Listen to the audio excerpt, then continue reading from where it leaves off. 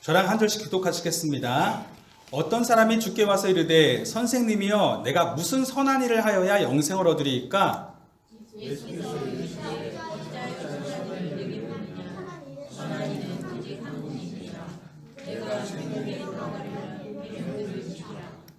이르되 어느 계명이 이오니이까? 예수께서 이르시되 살인하지 말라, 간음하지 말라, 도둑질하지 말라, 거짓 증언하지 말라. 내 부모를 공경하라. 내 이웃을 네 자신과 같이 사랑하라 하신 것이니라. 그 청년이 이르되 이 모든 것을 내가 지키었사온데 아직도 무엇이 부족하니이까? 예수께서 이르시되 내가 원하는 할진대 가서 네 소유를 팔아 가난한 자들에게 주라. 그게 하나님께서 보아가 내게 주시라. 그리고 와서 나를 따르라 하시니라. 그 청년이 재물이 많음으로 이 말씀을 듣고 근심하며 가니라. 예수께서 제자들에게 이르시되 내가 진실로 너희에게 이르노니 남자는 천국에 들어가기가 어려우리라. 다시 너희에게 말하노니 낙타가 바늘귀에 들어가는 것이 부자가 하나님의 나라에 들어가는 것보다 쉬우니라 하시니. 제자들이 듣고 몹시 놀라 이르되 그렇다면 뭐가 그걸로 믿으리까? 다 같이요. 예수께서 그들을 보시며 이르시되 사람으로는 할 수 없으나 하나님으로서는 다 하실 수 있느니라. 아멘. 저희가 지난주에 여호와라는 하나님의 이름에 대해서 말씀을 드리면서 그 뜻을 설명을 드렸었습니다.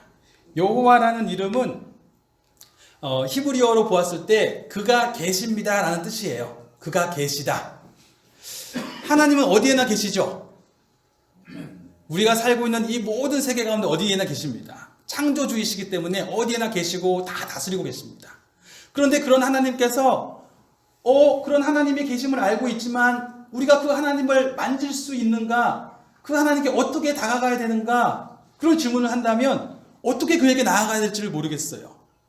우리가 이 세상에 분명하게 계신 하나님을 만날 수 있는 유일한 방법이 있다면 그것은 그 계신 하나님께서 나에게 다가오는 거예요. 하나님께서 어느 날 나에게 그 자신을 드러내셔서 내가 여기 있다라고 보여주시면 그렇게 하나님을 만나는 겁니다. 그런데 그렇게 나타나신 하나님, 역사 속에서 하나님이 사람들에게 어디나 계신 분이시지만 사람들을 찾아오셔서 그 자신이 계시다라는 것을 보여주시면서 드러내신 하나님을 사람들이 여호와라고 부르기 시작한 것입니다. 여호와, 계신 분. 그래서 그 계신 분이 우리 삶의 주관자이시구나라는 것을 알게 되었을 때에 그를 주님이라고 부르는 거예요. 그래서 여호와를 주님이라고도 부르는 것입니다. 자, 그런데 그런 여호와 주님이 계신다는 것을 알게 되면 자연스럽게 저희의 반응은 그분을 찾게 되는 것이 될 것입니다. 왜요? 계신다라는 것은 그가 지금 다스리고 계신다는 뜻입니다. 그가 지금 활동하고 계신다는 뜻입니다. 그가 지금 나의 삶을 꽉 붙잡고 계신다는 뜻이에요. 그러니까 나의 삶을 꽉 붙잡고 계신 주님이 분명히 계시다면은 저의 이 기도를 들어주시겠죠. 저의 이 상황을 아시고 계시겠죠. 주님, 저의 이 간구를 들어주셔야죠.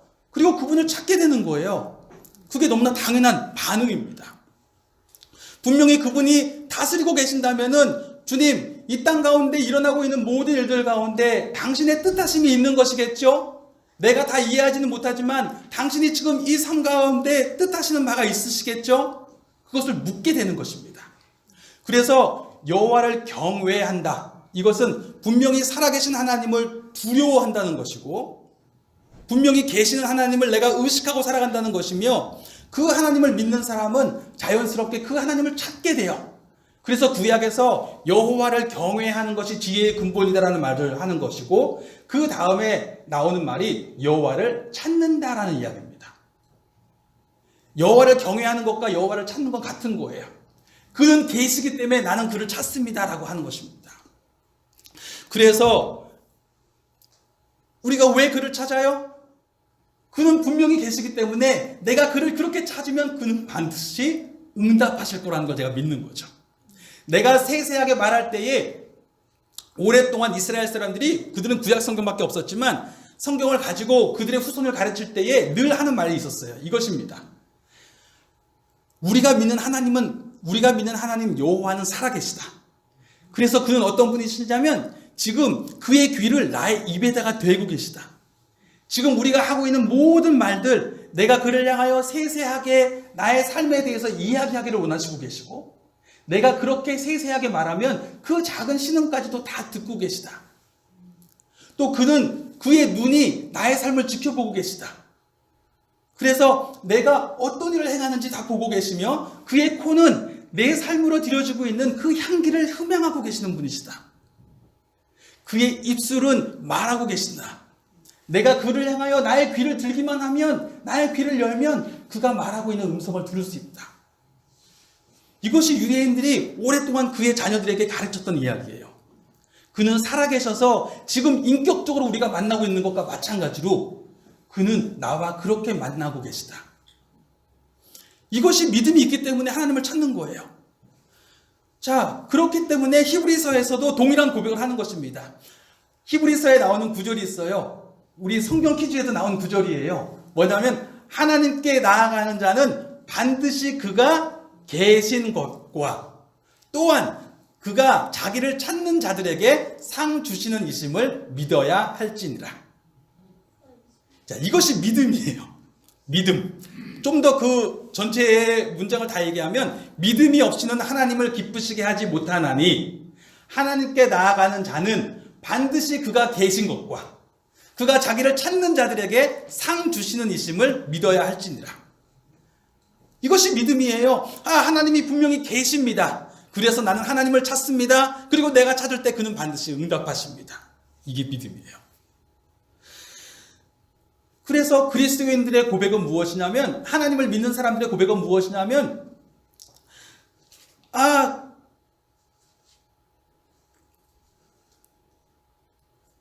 이렇게 살아계신 하나님과 나는 함께 살아가고 있습니다. 내 삶 가운데 그는 살아계시고 나는 그 살아계심 가운데 그 살아계심을 함께하며 누리고 살아가는 사람입니다 라는 거예요. 즉 그리스도인을 한마디로 고백하면 하나님께 살아있는 사람이에요. 하나님께 살아있는 사람. 이 사람은 살아계신 하나님과 함께 그 생명을 누리고 있는 사람이 그리스도인인 것입니다. 그러면 굉장히 중요한 질문이 나오겠죠. 어떻게 해야 하나님께 살아있을 수 있습니까? 어떻게 해야 하나님께 살아있을 수 있습니까? 오늘 본문 말씀을 보니까 어떤 청년 한 명이 예수님께 다가와서 이런 얘기를 하는 거예요. 예수님, 제가 어떻게 하여야 영생을 얻을 수 있습니까? 어떤 선한 일을 하여야 영생을 얻을 수 있습니까? 라고 묻습니다. 자, 영생이 뭡니까? 죽지 않고 영원히 사는 것. 그렇죠? 그래서 세상의 지도자들, 권력자들도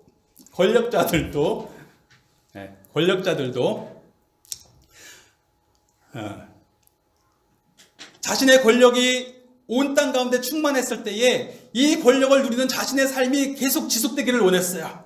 그래서 죽지 않고 싶었어요. 그래서 불사의 약초를 찾아다니고, 그렇죠? 잘 아시는 것처럼 불사의 약초를 찾아다니고 어떻게 하면 내 생명이 계속할 수 있을까? 그것이 관심이었습니다. 그것이 영생이라고 생각했어요. 그런데 성경에서 말하는 영생은 사실 그것이 아닙니다. 그것을 포함하고는 있지만 사실 그것이 아주 극히 일부이지 성경이 말하는 영생의 제대로 된 개념은 아니에요. 왜냐하면 예수님께서 분명히 말씀하시기를 나를 믿는 자는 영생을 얻을 것이라고 말씀하셨거든요. 영생을 얻었다라고 말씀하셨어요. 요한복음에 보면. 그런데 신기하죠. 우리의 믿음의 선배들 그분들은 예수님을 믿었고 예수님 안에서 영생을 얻었다는 확신을 얻었습니다. 그런데 그분들 중에 지금까지 살아계신 분들이 안 계세요. 다 죽으셨어요. 그럼 그분들은 잘못된 약속을 얻은 것입니까? 그분들은 영생을 얻지 못한 거예요? 아니요. 그분들은 영생을 얻었다고 분명히 확신을 받았고 영생의 소망 가운데 죽으셨습니다. 그분들은 그리고 지금도 하나님께 살아있다고 믿습니다. 그러면 영생은 무엇인가? 영생은 하나님께 살아있는 거예요. 왜냐하면 하나님께서 사람을 만드셨어요. 사람을 창조하셨고 그 안에 사람의 숨을 불어넣으셨어요. 그래서 사람의 영이 있는 사람은 하나님의 숨이 들어왔기 때문에 자연스럽게 하나님께 살아있는 삶을 살게 되었던 것입니다. 그런데 어느 날 이 사람이 하나님을 거부하면서 더 이상 하나님과 관계를 누릴 수 있는 그 숨으로부터 끊어지게 되었어요. 육신으로는 있고 영도 있긴 있지만 하나님에 대해서는 알지를 못해요. 깨닫지도 못하고 찾을 수도 없고 가까이 갈 수도 없습니다. 그런 존재가 되어서 태어나면서부터 하나님을 알지 못하는 거예요. 숨은 있는데, 육신은 있는데 하나님이 어떤 분이신지에 대해서는 모르는 거예요. 하나님께 살아있을 수 없는 거예요.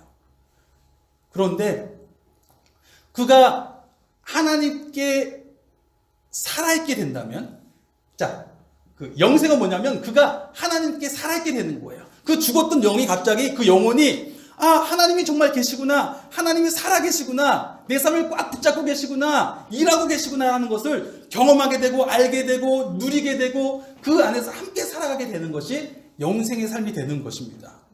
만약에 이렇게 나의 영이 하나님께 살아있게 되면 어떤 일이 벌어지냐면, 자, 내가 살아있을 동안에도 하나님께 살아있어요. 그런데 나의 영이 하나님께 살아있는 거잖아요. 붙잡혀 있는 거잖아요. 나의 육신의 장막을 벗은 후에도 나의 영은 계속 하나님께 살아있는 거예요. 그리고 언젠가 우리의 몸이 부활하는 순간이 생겨서 우리가 다시 육체의 몸을 입게 된다고 할지라도 여전히 나의 동일한 영이 살아있는 거예요. 하나님께 그 영이 계속 살아있는 거예요. 그래서 영생이에요.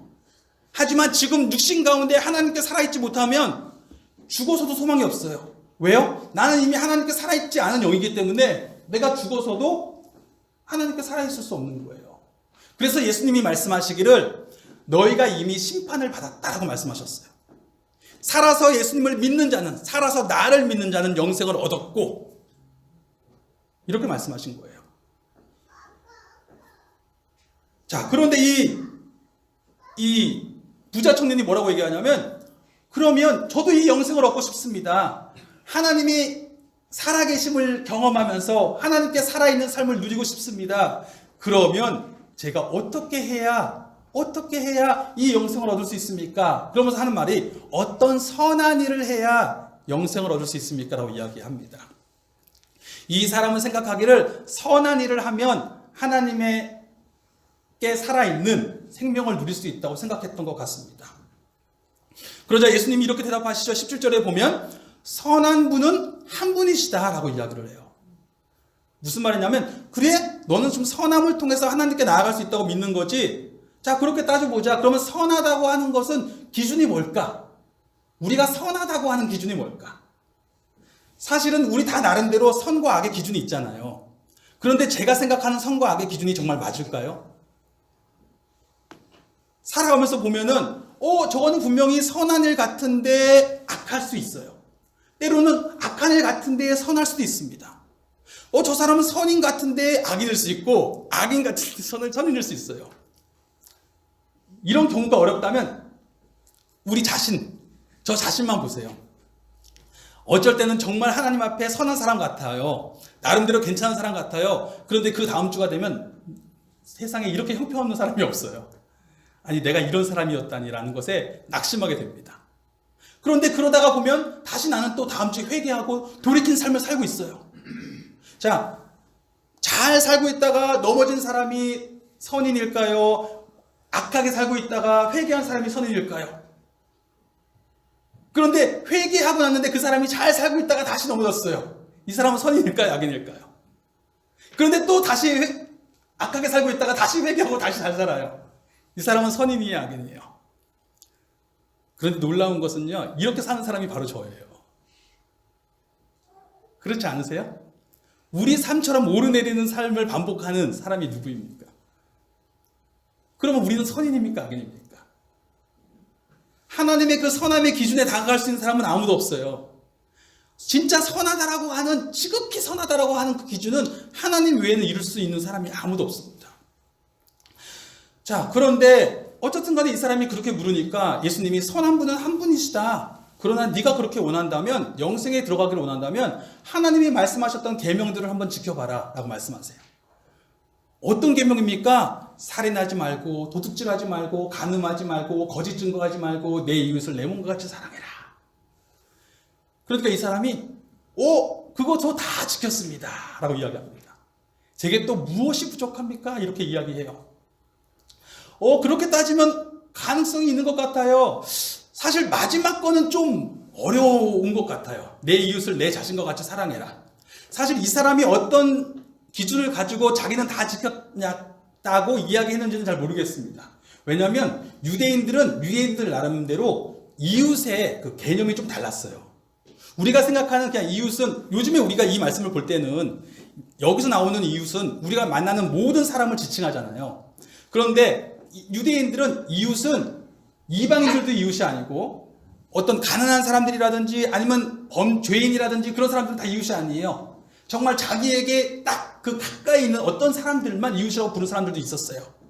그러니까 이 청년이 어떤 기준을 가지고 있었는지는 정확하게 알지 못하지만 이 사람은 적어도 자기가 생각할 때 자기는 이웃을 충분히 사랑했던 사람이라고 이야기합니다. 그리고 그 기준에서는 어느 정도 영성에 가까운 것 같아요. 저는 이 청년까지는 아니지만 생각해보면 저도 살인한 적 없고 간음한 적 없고 도둑질한 적 없고 정말이에요. 그 다음에 거짓 증거도 헷갈리긴 해요. 거짓 증거를 제가 혹시라도 남에 대해서 안 좋은 얘기를 거짓으로 했는지 안 했는지 잘 모르겠어요. 그래서 헷갈릴 수는 있는데 약간 어느 정도는 기준에 좀 가지 않을까라는 생각도 듭니다. 아마 이 거짓 증거까지는 좀 그렇다고 하더라도 앞에 세 개는 대부분 다 비슷하다고 생각하지 않으시겠어요? 아니면 사람마다 한두 가지는 더 틀릴 수도 있겠지만 그렇게 기준으로 갈 수 있다고 생각을 했나 봐요. 그런데 이 부자 청년이 그렇게 말하고 나니까 아직도 제게 부족한 것이 무엇입니까? 라고 말하고 나니까 예수님이 말씀하시죠. 그래? 그렇다면 너가 가지고 있는 것 다 팔아서 가난한 사람들에게 나눠주고 너는 나를 따라라. 이 말씀을 하시자 이 부자 청년이 갑자기 근심하기 시작합니다. 왜 근심하기 시작하냐면 거기 말씀을 보니까 이 사람이 아주 재물이 많았다고 이야기해요. 부자였대요. 너무 부자라서 근심하다가 그냥 떠나가 버려요. 이상하죠? 이 사람은 지금 예수님한테 분명히 말했잖아요. 제가 어떤 선한 일을 하여야 영생을 얻을 수 있습니까? 라고 물었잖아요. 그러니까 예수님이 어떤 선한 일을 하여야 되는지에 대해서 대답을 해 주셨어요. 너가 이 계명들 다 지켰어? 그렇다면 너 가진 거 다 팔아서 가난한 사람들에게 나눠줘. 이 선한 일까지 하면 영생을 얻을 수 있어 라고 대답을 해주신 거잖아요. 이 사람이 정말 영생이 간절한 사람이라면 이제 따라야죠. 그런데 이상하게 이 사람은 따르지 않고 근심하다가 가버립니다. 어쩌면 이 사람이 바랬던 것은 다른 것이 있을지도 모릅니다. 겉으로는 영생에 간절한 것 같았지만 하나님께 깨어있는 살아있는 그 삶을 누리고 싶었던 것 같지만 어쩌면 이미 이 사람은 자신은 충분히 그럴 만한 자격이 있는 사람이라는 것을 확인받고 싶었을 뿐이었을지도 몰라요. 어쩌면 이 사람은 나는 하나님께 살아있는 삶을 이미 누릴 수 있는 자격이 있어. 그거를 다만 예수님을 통해서 확인만 받고 싶었을지도 모릅니다. 그런데 예수님께서는 막상 예수님께서 그 계명에 대해서 말씀을 해주시자 이 사람은 당하기 시작하는 거예요. 사실은 아까 이웃에 대한 개념을 얘기했는데 만약에 예수님이 생각하셨던 이웃이 그 모든 가난한 사람을 포함하고 있는 것이라면 이 사람은 사실 계명을 못 지키고 있는 거잖아요. 그렇죠? 너가 가진 것 그래? 너의 이웃을 내 자신과 같이 사랑하라고 했잖아요. 내 자신을 사랑할 때 어떻게 사랑하세요? 모든 걸 쏟아붓잖아요. 다른 사람을 위해서는 모르지만 내 자신을 위해서라면 나는 모든 걸 쏟아부을 수 있잖아요. 그러면 내 자신과 같이 남을 사랑한다면 그 사람에게도 모든 걸 쏟아부을 수 있는 거 아니에요? 그런데 그럴 수 없는 거예요. 그러지 못하는 겁니다. 그러자 그 사람이 그냥 떠나가죠. 그러자 예수님이 제자들을 향해서 말씀하십니다. 보아라. 이게 그 히브리 문학에서는 제일 중요한 말씀을 하실 때 이 말씀을 하세요. 보라. 이렇게 하세요. 보아라. 자, 여기서 아멘. 죄송합니다. 아멘이라고 얘기하는 거예요. 아멘. 뭐냐면 내가 진실로 너에게 이른다. 라고 얘기하면서 말씀하시기를 부자가 하나님의 나라에 들어가는 것은 매우 어렵다. 내가 다시 말한다. 낙타가 바늘기로 들어가는 것이 부자가 하나님 나라에 들어가는 것보다 더 쉽다. 낙타예요, 낙타. 당나귀 아니었냐고 물어봐가지고. 낙타가 바늘기로 들어가는 것이 부자가 하나님 나라에 들어가는 것보다 더 쉽다라고 말씀하셨어요. 이 낙타는 지난번에 우리 성도분 중에 한 분이 어떤 이제 말씀을 보시다가 보니까 이 낙타에 대한 다른 의견이 있다는 걸 보셨대요. 그래서 저한테 한번 말씀해 주셔서 저도 한번 찾아봤어요. 이 낙타에 대한 다른 해석의 가능성이 있는지.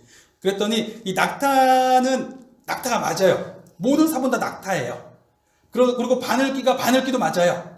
그런데 이거를 해석하려고 하니까 너무 좀 말이 안 되는 거예요. 왜 그 큰 낙타가 요 조그만한 바늘귀로 들어가려고 애쓰겠어요? 그 말 자체가 안 되잖아요. 과장을 하셨다고는 하지만 그래도 말이 좀 되는 과장을 해야 되지. 이거는 낙타가 바늘귀로 들어갈 일이 없잖아요. 그래서 학자들이 내놓은 견해들이 있는데 첫 번째 견해는 뭐냐면 이 바늘귀가 이건 고고학적으로 증명이 된 부분이에요. 유대의 그 예루살렘 성에 보면 바늘귀라고 불리는 작은 문이 하나 있습니다. 밤에 들어가는 그 문으로 이렇게 낙타가 들어가지 못해요. 너무 커서 못 들어가지만 그래도 그 문으로라도 들어가려고 애쓰는 모습을 보면서 이 낙타가 바늘귀로 들어가는 것이 더 쉽다라고 말씀하신 것이다 라는 견해가 하나 있고, 또 하나는 이 바늘귀는 그냥 바늘귀라고 생각한 거예요. 일반의 바늘. 그러면 낙타 대신에 낙타를 혹시 잘못 적은 것은 아닐까 생각해 보게 된 것입니다. 그런데 헬라어를 보니까 이 낙타를 지칭하는 헬라어가 있는데 이 헬라어랑 밧줄을 만드는 헬라어가 있어요. 그 헬라어랑 철자가 하나만 틀린 거예요. 비슷한데 하나만 틀려요. 그러니까 혹시 밧줄을 낙타라고 잘못 적은 게 아닐까. 예수님은 밧줄이라고 말씀하셨는데 적은 사람들이 낙타라고 잘못 적은 것이 아닐까라고 이제 해석을 한 것입니다. 그런데 저희가 이제 그 신빙성을 이야기할 때에 한 단어가 기본적으로 원어가 사본이 다 똑같은 단어를 이야기하는데 그 단어의 뜻이 여러 가지가 있을 때는 다양한 뜻을 이해할 수 있지만 그 단어 자체가 모든 사본이 똑같은 걸 이야기할 때는 거기에 대해서는 사실은 논쟁의 여지가 적습니다. 그래서 지금 낙타가 맞아요. 낙타가 맞는데 그 바늘귀가 정말 이 바늘귀일지 아니면 그 문을 얘기할지는 이제 가능성이 있는 것입니다. 하지만 중요한 것은 낙타가 바늘귀로 들어가든 낙타가 작은 문으로 들어가든 밧줄을 가지고 이 바늘에 넣으려고 하든 아니면 낙타가 진짜로 이 바늘에 들어가려고 하든 어떤 경우이든 초점은 하나입니다. 뭐예요? 불가능하다는 거예요. 그럼 불가능한 일이에요. 밧줄을 가지고 바늘에 넣을 수 있어요? 낙타가 바늘귀에 들어갈 수 있습니까? 낙타가 그 큰 낙타가 이 조그만 문에 들어갈 수 있어요? 다 안 되는 거예요. 이건 불가능한 일이라는 겁니다. 정말 부자 청년이 하나님께 살아있기를 바라는 마음이 진실이었다고 할지라도 이 사람은 이 순간에 순종할 수 없었습니다. 왜요? 그는 너무 부자였기 때문에 그렇다고 이야기합니다. 자, 부자라는 것이 무엇입니까? 가진 게 많은 거예요. 가진 게 많다는 건 어떤 의미예요? 그 많은 걸 가지시기 위해서 얼마나 많은 노력을 했겠어요. 부자가 되는 방법이 여러 가지가 있겠지만 기본적으로 그냥 그분이 정말 열심히 해서 그 부에 이르렀다고 보자고요. 그러면 그동안 얼마나 많이 수고를 했겠어요. 그래서 정말 노력을 해서 이 부에 이르렀어요. 그러면 그 사람이 지금 누리는 부는 그 사람이 그동안 온 힘을 다해서 수고했던 수고의 보상이에요. 당연한 거죠. 내가 당연히 누려야 될 부분이에요. 얼마나 힘들게 쌓았겠어요. 지민이가 세뱃돈 받은 것도 하나도 안 쓰고 다 모은 거예요. 그래서 그걸 다 모아서 지금 이 돈을 갖고 있는데, 그리고 또 부자가 됐다는 건 뭐예요? 그 돈이 있으니까 내 삶을 그렇게 누릴 수 있는 거예요. 얼마나 많은 걸 누릴 수 있겠어요? 내가 그 돈에서. 혹은 나는 돈이 많아도 검소하게 삽니다라고 이야기할지도 모르죠. 저희 할아버지가 예전에 어릴 때 저희 말씀하셨던 게 뭐냐면 돈을 1,000원을 주면은 돈 쓰지 말고 갖고 있어라 그러시는 거예요. 그래서 왜 갖고 있어요? 든든하다고 말씀하시는 거예요. 돈을 꼭 써야 맛이 아니라 돈은 믿는 구석이라는 거죠. 언제라도 필요하면 이 돈을 꺼내쓸 수 있지라고 믿는 구석이 있는 거예요. 그런데 예수님이 말씀하시기를 그거 다 버리래요. 아니 내가 그동안 얼마나 수고하고 노력했는데 이걸 어떻게 다 버립니까? 그리고 내가 이거 다 버리면 지금 내가 누리는 거 하나도 못 누릴 텐데. 그리고 나는 이제 무슨 급한 일이 생기면 당장 돈을 끌어다 쓸 데가 없는데, 믿는 구석도 없는데, 그럼 어떻게 삽니까? 하나님으로만 믿는 구석을 삼고 살아가라는 거예요. 그렇잖아요. 영생은 하나님께 살아있는 것이니까 그래 네가 한번 다 버려버리고 하나님께만 믿는 구석을 가지고 한번 살아봐라고 이야기하는 것입니다. 어떤 사람이 절벽에서 떨어졌어요. 산을 올라가다가 갑자기 쭉 미끄러져서 떨어지다가 절벽에 떨어지다가 간신히 막 잡다가 뭘 딱 잡았는데 보니까 나무 뿌리를 잡았어요. 간신히 매달렸는데 저 바닥을 보니까 낭떠러집니다. 까마득한 낭떠러지예요. 어떡하지? 살아야 되는데 살려주세요! 살려주세요! 외칩니다. 그런데 아무도 대답을 안 해요. 그래서 이 사람이 하다가 갑자기 이제 마음에 막 급하니까 갑자기 하나님을 찾기 시작하는 거예요. 하나님! 내가 이제까지 하나님이 살아계신다는 것을 인정하지도 않았고 하나님이 살아계신다는 것을 정말 믿을 수 없었지만 정말 하나님 살아계십니까? 계시면 저 좀 구해주세요. 저를 구해주시면 제가 하나님 믿겠습니다. 저 좀 구해주세요. 그리고 막 외치는 겁니다. 그런데 놀라운 일이 벌어졌어요. 하나님의 목소리가 들리는 거예요. 하나님이 부영아, 네? 나다. 누구세요? 나 하나님이다. 내가 여기 있다. 정말 계셨군요. 하나님 저 좀 구해주세요. 하나님 정말 반가워요. 이러고 있으니까 하나님이 부영아, 내가 너를 구해주겠다. 내가 너를 저 밑에서 받아줄 테니까 어서 그 손을 놔라. 그러는 거예요. 아니 하나님 저를 좀 들어주시면 좋겠는데 아니야 내가 받아줄 거니까 걱정하지 말고 어서 그 손을 놔라. 나만 의지해라. 내가 받아줄게라고 말씀하셨어요. 그러자 이 사람이 가만히 생각하다니 이렇게 외치는 거예요. 거기 또 다른 사람 안 계세요?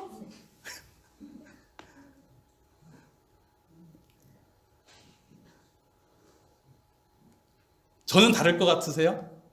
저도 아마 똑같이 했을 거예요. 부자 청년만 다 못 버렸을까요? 저도 못 버렸을 거예요.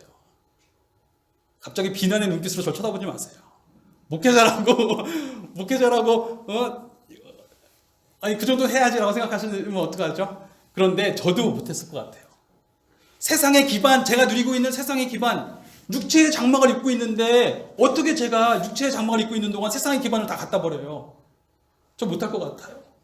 제가 이제까지 살아왔던 삶을 보니까 저 그렇게 못했던 것 같아요. 제가 절벽에 그렇게 떨어져서 요것만 붙잡고 있는데 어디선가 어느 쪽에서 받아줄 테니까 일단 나보라고 이야기하시면 글쎄요 못 놀 것 같아요.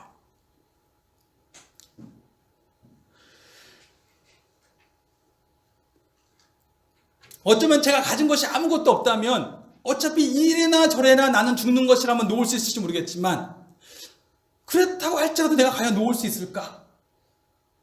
그럴 수 없을 것 같습니다. 아니 그러면 도대체 어떻게 하나님께 살아있는 삶은 세상의 기반을 온전히 버리는 것으로만 가능하다고 한다면 저는 그걸 못한다면 저는 그러면 어떻게 하나님께 살아있을 수 있습니까? 도대체 저는 어떻게 영생을 얻을 수 있습니까? 하나님을 어떻게 만날 수 있는 거예요? 그런데 이 질문이 제자들이 한 질문이에요.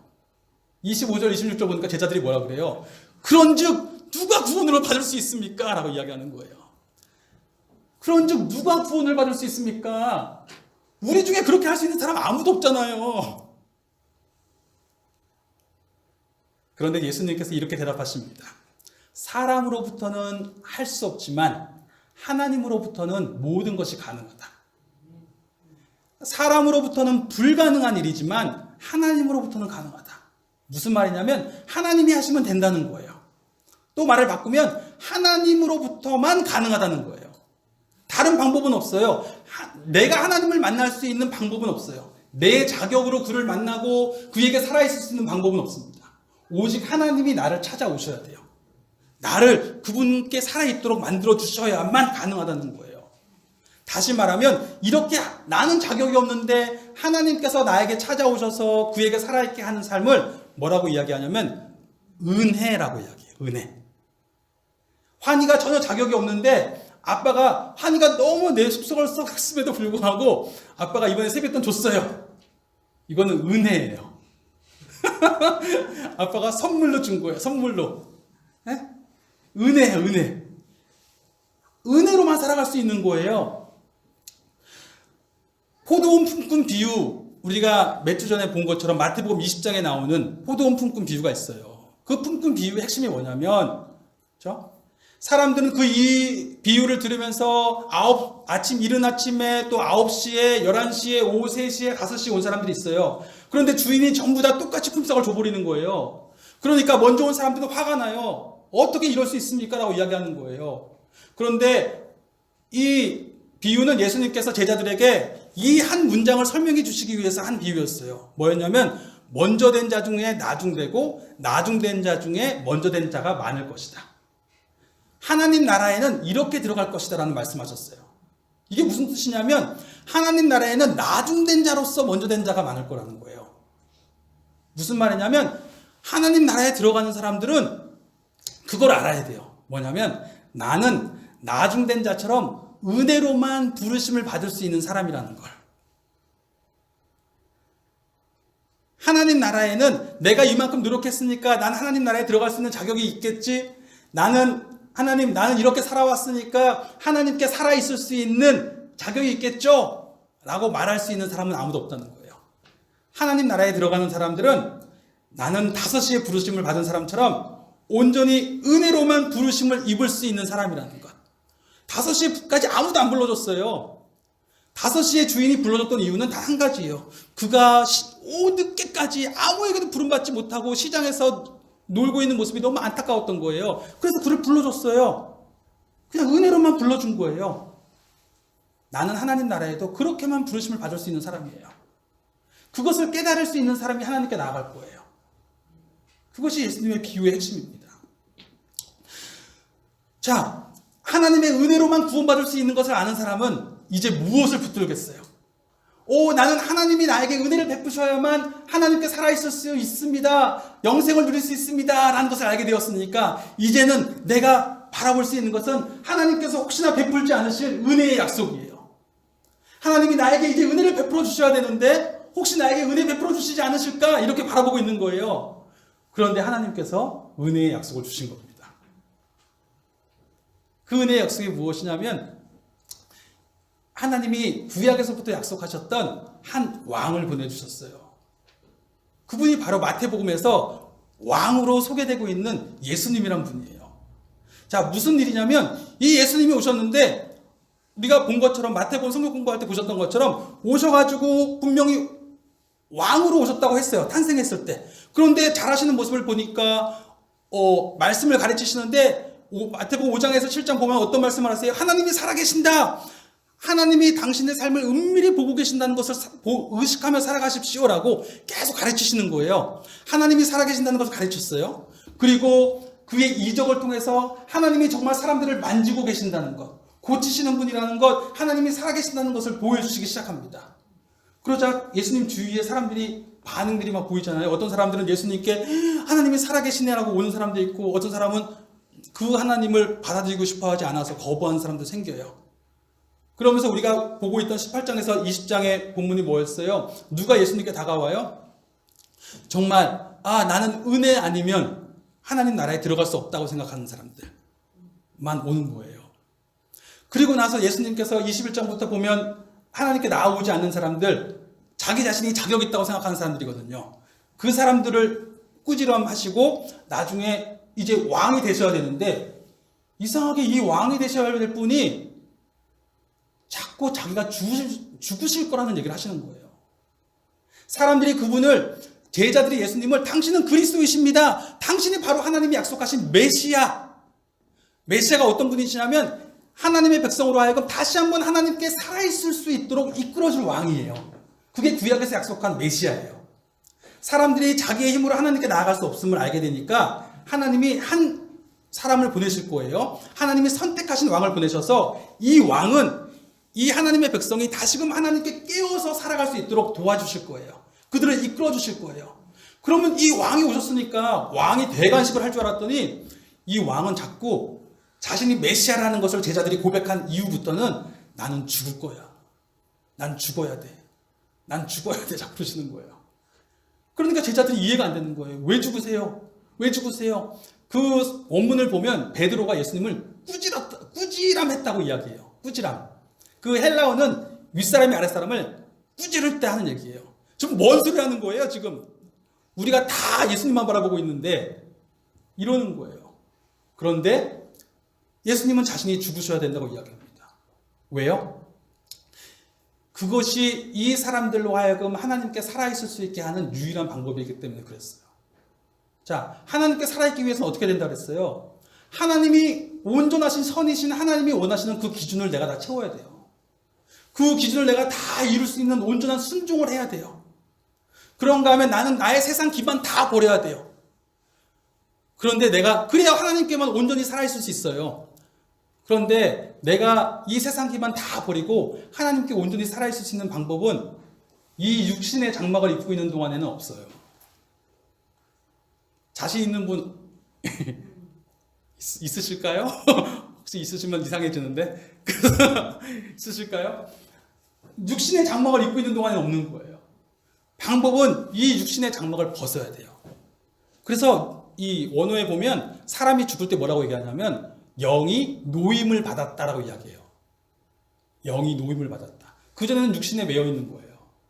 육신에 매여 있는 동안에는 가능성이 없어요. 그러면 나는 죽어야만 되는 거예요. 하나님께 살아있으려면. 그리고 하나님께 온전히 순종하지 못했던 나의 모습들에 대해서 내가 책망받고 거기에 대한 심판도 받아야 되는 거예요. 그런데 이게 값이에요. 값. 그러니까 하나님께 깨어있는 사람, 살아있는 사람이 되기 위해서 반드시 치러야 되는 값이에요.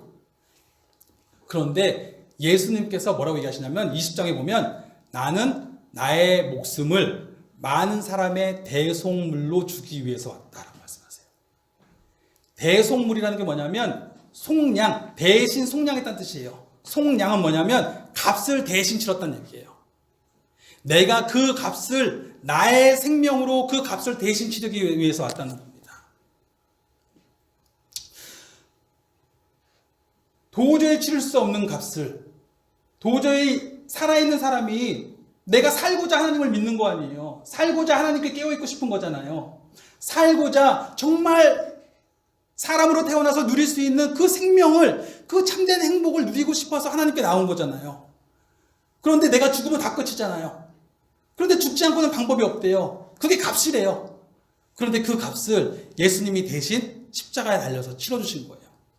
그리고 나서 또 말씀하시길 뭐냐면 3일 후에 다시 살아나신대요.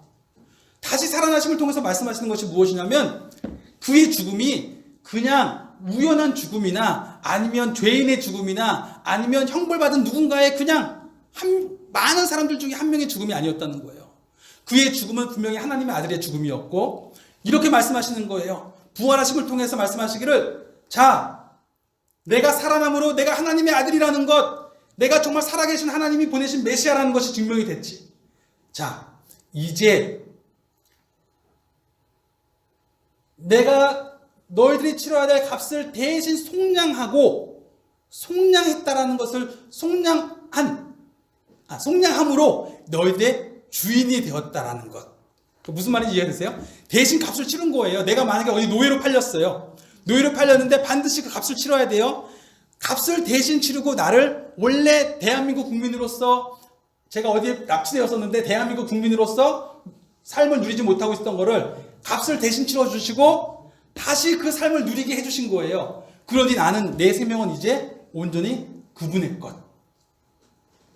내가 너를 속량함으로 내가 너의 주인이 되었다라는 걸 믿는 사람. 그 사람은 예수님이 그의 삶의 주인이 되어주시겠다고 이야기하는 것입니다. 이제 속량함으로 내가 너가 치러야 될 모든 값을 대신 치름으로 너의 삶의 주인이 되었다라는 것을 받아들이면 이제 하나님께는 나아갈 때마다 나 부족한 사람이 나아가는 것이 아니라 나의 삶의 주인이 되신 하나님께 그 예수님께 내가 예수님께 속해서 숨어서 라는 표현이 부끄럽지 않아요? 예수님께 나는 숨어 있는 거예요. 왜요? 나의 주인이기 때문에. 나의 주인께 숨어서 하나님께 나아가서 이제 하나님께 깨어있는 삶을 요구할 수 있게 되는 겁니다. 하나님 앞에 담대히 나가서 살아계신 하나님 분명히 살아계시죠? 이제 저를 만나 주시옵소서. 나로서는 자격이 없지만 나의 주인 대신 나의 값을 대신 치르신 이분이 나의 주인이시니 이분을 의지해서 내가 당신께 자격으로도 나아갑니다. 이것이 은혜의 약속이에요. 또 하나의 은혜의 약속이 있는데 그것은 무엇이냐면 그렇게 예수님의 주되심을 고백하는 사람에게는 하나님이 첫 번째 아담에게 숨을 불어넣어 주셨던 것처럼 다시 하나님의 숨을 불어넣어 주신대요. 그 숨이 원어로 숨이라고 나오는 단어인데 그 숨이 다른 말로 영이에요. 하나님의 성령이 그 안에 들어가는 거예요.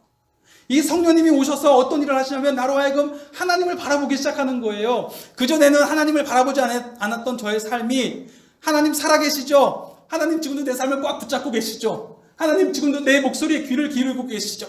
하나님 지금도 내게 말씀하고 계시죠? 그러면서 하나님을 향하여서 마음이 열리기 시작하는 거예요. 하나님을 찾기 시작하고 그 음성을 듣고 싶어하고 그분께 말하고 싶어하는 나의 모습들을 하나님이 만들어주시는 것입니다. 이것이 은혜의 약속이에요. 이 은혜의 약속이 우리에게 주어진 것입니다. 그렇기 때문에 예수님 앞에 나아가는 사람들은 항상 그렇게 구했어요. 주 예수님, 우리를 불쌍히 여겨주시옵소서. 왜요? 만약에 다른 소망이 있으면 주 예수님 나를 불쌍히 여겨주시옵소서 이런 얘기 안 해요. 그냥 예수님 저 안 받아주실 거예요? 아 여기선 제 방법이 없네요? 그러면 다른 방법을 찾아보죠. 그거 찾아갈 거 아니에요. 그런데 이 은혜의 약속 외에는 제가 하나님께 살아서 그 안에 있는 이 영생을 누릴 수 있는 방법이 없는 거예요. 분명히 살아계신 하나님, 내 삶 가운데서 내가 만날 수 있는 하나님을 그 하나님을 경험하며 누리며 살아갈 수 있는 방법이 다른 건 없는 거예요. 그러니 주 예수님 나를 불쌍히 여겨주셔서 나를 당신의 소유로 삼아주시고 당신의 속량이 나를 위한 것이 되게 하셔서 나의 삶의 주인이 되어주시옵소서. 그리고 나에게 당신의 성령을 부어주셔서 나로 하여금 이 성령 안에서 새롭게 살아가게 하여 주시옵소서. 이것이 고백인 것입니다.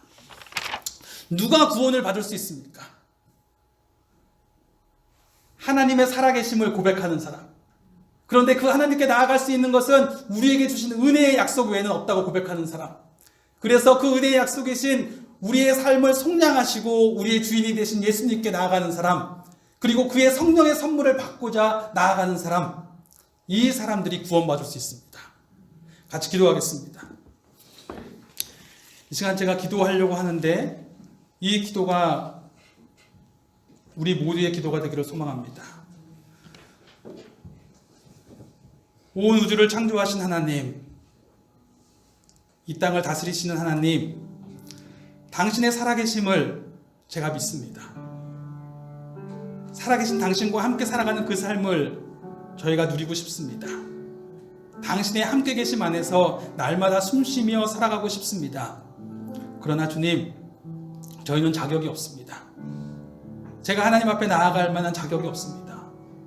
육신의 장막을 입어 세상 기반 없이 살아가지 못하는 연약함이 있고 당신의 원하심을 온전히 순종하지도 못합니다. 주님, 우리를 불쌍히 여겨 주시옵소서. 이제 당신께서 허락하셨던 은혜의 약속을 붙잡습니다.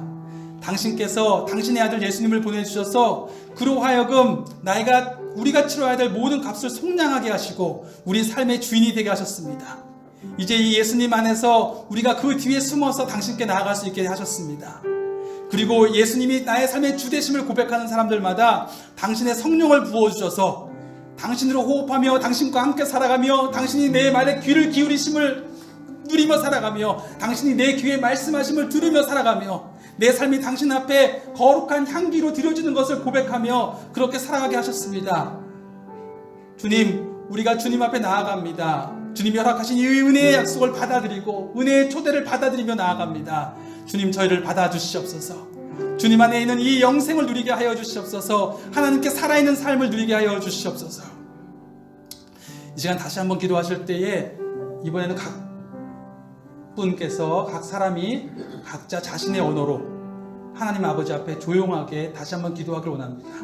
하나님 아버지 앞에 주님, 당신의 살아계신 가운데 살아가고 싶습니다. 그 영생을 누리고 싶습니다. 당신이 나의 이 신음을 듣고 계시고 나의 삶을 꽉 붙잡고 계신 그 기쁨, 그 행복을 누리고 살아가고 싶습니다. 내가 이제 은혜의 약속을 붙잡고 나아갑니다. 주님, 나를 받아주시옵소서. 성령님 내 안에 충만하여 주시옵소서. 자신의 언어로 하나님 아버지 앞에 기도하며 나가겠습니다.